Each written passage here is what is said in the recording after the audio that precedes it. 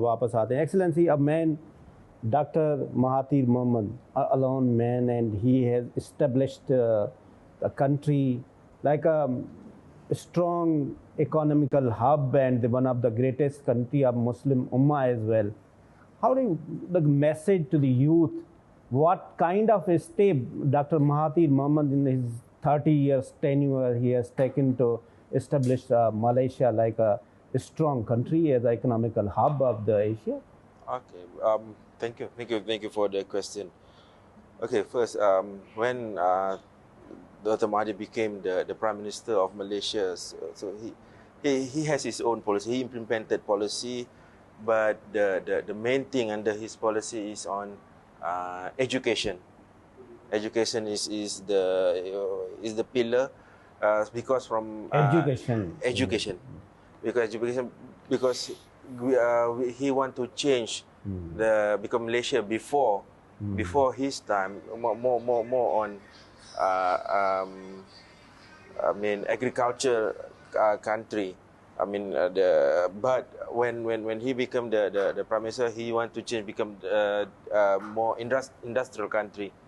So that is why he put emphasis on education, where our and based on our 5-year plan. You know, every 5 years we would have the Malaysia plan, 5-year plan. So the emphasis given to education, industrialization, and also for better governance. I mean, good governance. So and because of that, I think alhamdulillah he have set the groundwork for our country. You know, for Malaysia to become what it is today. Inshallah, we are still improving. We are not saying that we have reached there, but we are still improving, and alhamdulillah, everybody is working together, and of course we pray for the best, and hope that we can share the experience with everyone. Thank you Baig साहब, जिस तरह से excellency ने कहा कि हमने जो major steps लिए, you are also part of government because आप जो रूलिंग पार्टी है उसके पाकिस्तान सिंध के लीडर हैं। उन्होंने कहा हम सबसे पहले हमने एजुकेशन किया, एक्सेलेंसी ने कहा, उसके बाद उन्होंने कहा हमने इंडस्ट्रियल ग्रोथ किया, तीसरा उन्होंने इम्पोर्टेंट पॉइंट दिया कि हमने गुड गवर्नेंस लाए। तो यू आर होपफुल कि पाकिस्तान में भी ये सारी चीज़ें हो रही हैं, अभी बेहतर की तरफ हैं, और हमारी जो हमजा भाई ने बोला कि मार्काए मईशत को हमने फ़तह करना है। नहीं जी, टोटली मैं हमजा के साथ करूँगा, क्योंकि देखिए अगर हम एक बड़ी कौम बन के इमर्ज होना चाहते हैं, पाकिस्तान जो इस वक्त दुनिया हमारे पाकिस्तान की तरफ देख रही है, तो उसके लिए मईशत का भी होना बड़ा ज़रूरी है हमारे लिए। और मईशत जब भी हमारी ग्रो हो सकती है, ये बढ़ सकती है, जब हमने मईशत पे तवज्जो देनी है। तो यहाँ पे तमाम हमें ये चाहिए कि हम मईशत की तरफ तवज्जो दें। देखिए इंडिया का जो टोटल बजट है वो डिफेंस का वो $90 बिलियन है जी बिल्कुल, और पाकिस्तान सिर्फ $9 बिलियन हम बड़ी मुश्किल से दे रहे हैं, कोई कंपैरिजन नहीं है। और अब इंडिया ने वो 90 बिलियन को भी तकरीबन डबल कर दिया है, और दुनिया का लेटेस्ट इक्विपमेंट्स जो हैं वो हथियार हासिल कर रहा है। मगर जैसे तारीख़ कहती है कि ये हथियारों पर डिपेंड नहीं करता कि कितने एक्सपेंसिव आपके पास तैयारे हैं या टैंक है, जो लड़ने वाले होते हैं उनका जज्बा जो होता है वो बहुत काउंट होता है। जो अभी हमने दिखाया कि हमारे चाइना के जो तैयारे थे और हमारा जो थंडर था उसने रफ़ाइल को जो है वो गिराया। तो मईशत की तरफ तवज्जो हमने अब देनी पड़ेगी, मईशत को बनाना पड़ेगा, ख़ास तौर पे अपनी एक्सपोर्ट्स को हमने बहुत ज़्यादा बढ़ाना है, क्योंकि इस वक्त मेरे ख़्याल है कि हमारी जो एक्सपोर्ट्स है वो हमारी सलाहियतों से कम है।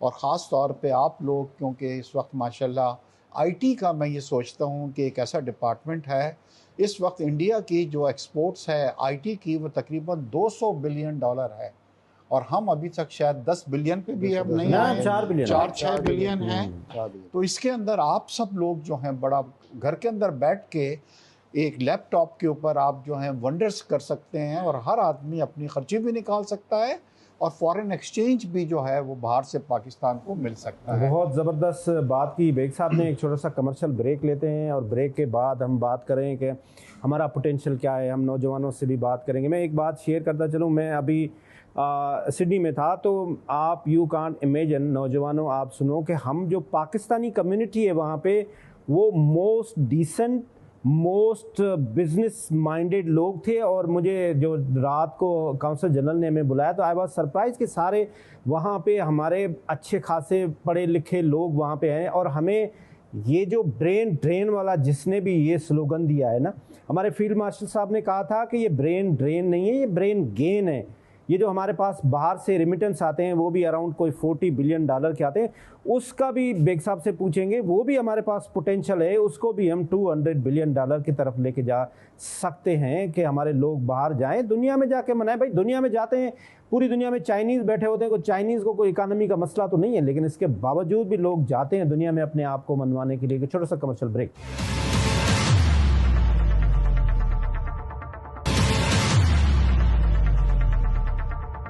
जी वेलकम बैक नाजरीन। हम ब्रेक से पहले बात कर रहे थे कि हमारा पोटेंशियल क्या है, हमारे पास टैलेंटेड यूथ है। आए हम नौजवानों से सवाल का मौका देते हैं। Pakistan and Malaysia is a good friend. Malaysia is a good friend of Pakistan. Yeah. How is this helping countries like Pakistan in the future? He's asking that Pakistan and Malaysia is a good country, and how do you see the potential of Malaysia, any bilateral trade, friendship, tourism, and some sort of. Okay, our relations with Pakistan is not only bilaterally. We also involved, in other multilateral fora also, like in the UN, OIC. So we always support each other. I mean, when Pakistan voted into the Security Council, member of the Security, of course not the non-permanent member of the Security Council. So we have voted for Pakistan to be there is like our arrangement because our friendship. Sorry. And whenever we have any Pakistan or Malaysia have any proposal, any in the OIC, so we would back up each other. So whenever we have, bilaterally, because we have that strong bilateral foundation, so we help each other in other relations, and of course in terms of trade, in terms of education, in terms of culture, we are sharing everything. Mostly because culturally we are both from Muslim countries, so our culture, our Muslim culture is about the same. Great, thank you sir. Ishtiyaq साहब last में message खास तौर पे youth के लिए। But youth के लिए जी यही कहूँगा कि माशाल्लाह आने वाला वक्त जो है वो आप लोगों का है, और मेहनत करें, क्योंकि जैसे कायदे आज़म ने कहा था, मेहनत मेहनत और मेहनत। मुझे पूरी उम्मीद है इंशाल्लाह कि आप लोग जब मेहनत करेंगे, अपनी पढ़ाई पे तवज्जो दें, फिर मुल्क के लिए बेहतरी करें, मुल्क के लिए मेहनत करें, तो इंशाल्लाह आप देखेंगे कि वो पाकिस्तान जो है दुनिया में हम टॉप कंट्रीज़ के अंदर हमारा शुमार होगा। और हमारा पासपोर्ट जो होगा, मैं अभी कुछ दिनों पहले जब मार्का हक के बाद मोरक्को गया, मैं उनका ऑनरी कौंसल जनरल हूँ 20 साल से, तो जब मैंने अपना ग्रीन पासपोर्ट रखा इमिग्रेशन के ऊपर, तो बीच में शीशा लगा था, तो उसने कहा यूँ करके कि Pakistani are very strong people and being Muslim we are looking towards you. अब हम आपकी तरफ देख रहे हैं, पाकिस्तान की तरफ। इंशाल्लाह आप लोग उस परचम को लेके आप आगे बढ़ेंगे, और इंशाल्लाह ये परचम हमेशा सबसे ऊपर होगा इंशाल्लाह। डॉक्टर अहमद तारिक साहब मैसेज। जी मैसेज यही है भाई कि पाकिस्तान फर्स्ट, ठीक है। हमेशा अगर आप पाकिस्तान को अपनी प्रायोरिटी लिस्ट में नंबर 1 पे रखोगे, तो इंशाल्लाह आप देखोगे कि जब आप दुनिया में कदम रखोगे, दूसरे मुल्कों में जाओगे, तो वो जो आप वक़ार, जो आप पाकिस्तान को मोहब्बत दे रहे हो, जो पाकिस्तान के लिए आपका जज्बा है, वो पाकिस्तान आपको लुटाएगा इंशाल्लाह जब आप बाहर जाओगे और पाकिस्तान को रिप्रेजेंट करोगे। क्योंकि मैं ख़ुद ये आजकल बहुत फील कर रहा हूँ as a Pakistani, when I step out, UK में जाऊँ, यूएस में जाऊँ, जो रिस्पेक्ट मिली है, जैसे भाई ने बोला मोरक्को में, सऊदी अरब में आप जाएँ तो आपके मुल्क की वक़ार बहुत ज़्यादा बुलंद हुआ है। और तो हमें सबसे पहले अपनी अफवाज का, अपने मुल्क की गवर्नमेंट का, क्योंकि ये हमारे लोग हैं, जैसे थेबो भाई ने बोला है, जैसे हमजा भाई ने बोला है, हमें इनको ओनरशिप देनी है। ये हमारे लिए लड़ रहे हैं, ये हमारे लिए शहीद हो रहे हैं, इनकी सेक्रीफाइसेस को कभी नहीं भूलना चाहिए हमें एज ए पाकिस्तानीज़, और पूरी मेहनत करनी चाहिए पाकिस्तान को इकोनॉमिकली, एक एजुकेशनली एक ताकतवर मुल्क बनाने के लिए इंशाल्लाह। बहुत शुक्रिया। हमजा भाई, मैसेज। मेरा तो मैसेज सिर्फ 3 वर्ड है, नज़र, ख़बर और सब्र। ज़बरदस्त। और किसी शायर ने क्या खूब कहा है, अपने मरकज़ से दूर निकलोगे तो खाक हो जाओगे और अफसानों में ढल जाओगे।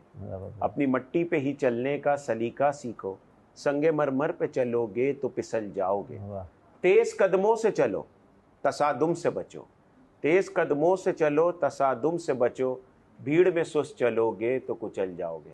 वाह, वैसे आपका, बस इसी को फॉलो करें तो इंशाल्लाह कामयाब हो आपका जाएंगे। शायराना भी है। पहली बार नजर। मिर्जा अशताक बेग साहब, आपका बहुत बहुत शुक्रिया। डॉक्टर हम्माद ताहिर साहब, आपका बहुत बहुत शुक्रिया। हमजा ताबानी साहब, आपका बहुत बहुत शुक्रिया। His excellency Arman Ahmad, thank you very much for being with us. इसके साथ आज का प्रोग्राम ख़त्म।